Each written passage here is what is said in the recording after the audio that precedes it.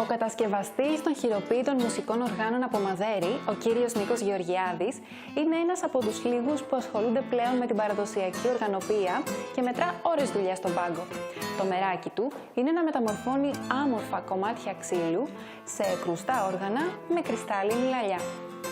Από την Καστοριά όπου ζει, τα προμηθεύει στο εσωτερικό αλλά και στο εξωτερικό, όπως στην Κωνσταντινούπολη, τη Ρωσία και στην αγορά της Σερβίας, η οποία επιδεικνύει μεγαλύτερο ενδιαφέρον, καθώς εκεί κάθε χειμώνα πραγματοποιείται ένα από τα σπουδαιότερα φεστιβάλ ακουστικής κιθάρας.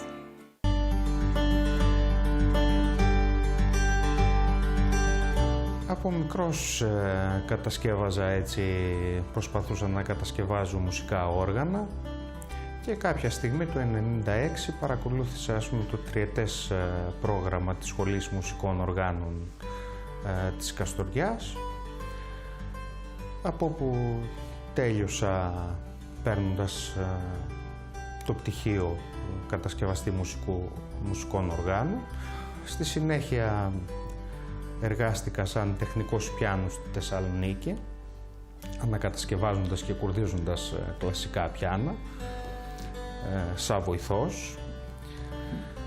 Επέστρεψα στην Καστοριά που δούλεψα ένα χρόνο σαν βοηθός στην Σχολή Κατασκευής Μουσικών Οργάνων της Καστοριάς και έπειτα κάπου εκεί σε αυτή την περίοδο έφτιαξα παράλληλα και το χώρο εδώ πέρα, το εργαστήριο.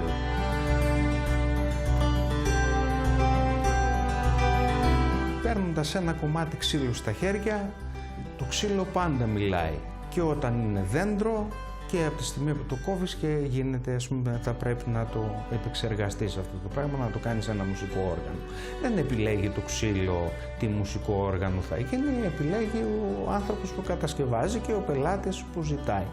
Σίγουρα όμως θα πρέπει να πηγαίνεις και να ακούς τα ξύλα, δηλαδή αν θα αντισταθείς στο ξύλο και θα προσπαθήσεις να το πας εκεί που σκέφτεσαι εσύ, προφανώς το ξύλο να μην συμφωνήσει σε κάτι.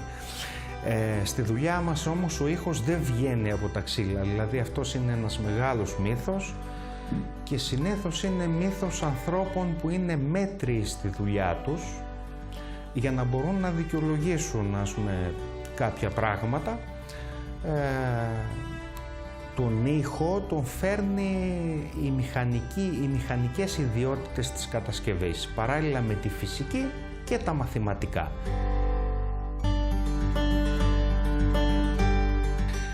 Η κατασκευή του βιολιού και της κλασικής κιθάρας είναι πιο σταθεροποιημένη, δηλαδή ξέρουμε το μήκος χορδής, είναι στάνταρ, και περίπου τις διαστάσεις. Αν και μεγάλοι κατασκευαστές έχουν πειραματιστεί και έχουν αλλάξει λίγο τα δεδομένα και της κλασικής κιθάρας και του βιολιού. Όσον αφορά την ελληνική λαϊκή οργανοποιία, δεν είναι τόσο σταθερά τα πράγματα, δηλαδή κάθε συνάδελφος από εμάς μπορεί να κάνει και κάπως διαφορετικά και τα σκάφη και την κατασκευή και το μήκος χορδής.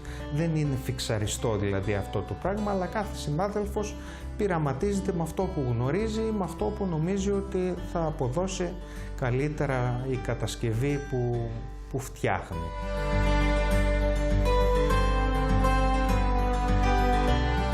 Αυτή είναι μια κλασική κιθάρα η οποία ξεφεύγει λιγάκι από τα στάνταρ κατασκευής της κλασικής κιθάρας και όσον αφορά το μήκος χορδής που εδώ είναι μικρότερο, αντί να έχουμε το σύνηθες 65 έχουμε 64 και μια τελείως διαφορετική προσέγγιση στο αντυχείο, δηλαδή όπως βλέπετε το αντυχείο εδώ πέρα είναι στρογγυλό, είναι φτιαγμένο με φέτες.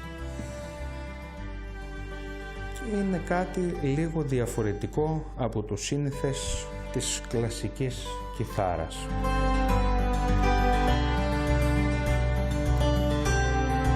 Πάντα μαθαίνουμε, σχεδόν 2 δεκαετίες τώρα έχουν περάσει που από ερασιτέχνης είμαι επαγγελματίας και επαγγελματίας την τελευταία δεκαετία. Ακόμη συνεχίζω να μαθαίνω για τα βερνίκια, για τα λάδια εμποτισμού, για την κατασκευή αυτού καθεαυτού.